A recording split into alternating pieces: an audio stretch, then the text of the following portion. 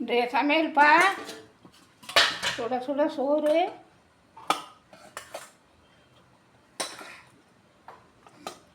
சுட சுட சோறு, வாழைக்காய் வறுவல்,